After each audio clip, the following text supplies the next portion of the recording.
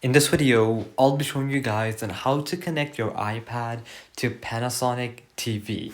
So let's get started. Now we have three methods to do this. The first method is it only works if your Panasonic TV supports Apple AirPlay 2.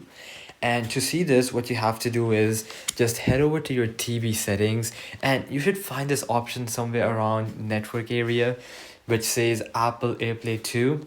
So if you see this option, just go ahead and enable it.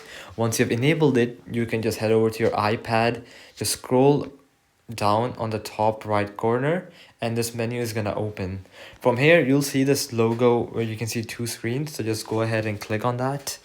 And from here, what you're gonna do is you're gonna select your Panasonic TV and then your iPad screen should appear on the TV. So this is the first method and obviously it only works if your TV supports Apple AirPlay 2. Now, however, let's say your TV doesn't support this, then what you should do is you need this app, Air Screen. And obviously you can only download this app if your Panasonic TV runs an Android TV or a Google TV, because then only you're gonna have access to Google Play Store. So just go ahead and open your Google Play Store and download the Air Screen app. Once you've downloaded it, you're gonna open it up and enable the AirPlay option. And then you're going to repeat the same steps going here and either choosing Air Screen, some names along that line, or your Panasonic TV. And the last method is something that is very general and it works with literally any TV.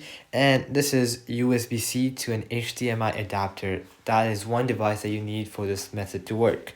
You need something like this, that one end you can connect it to your iPad and the other end is basically for the HDMI.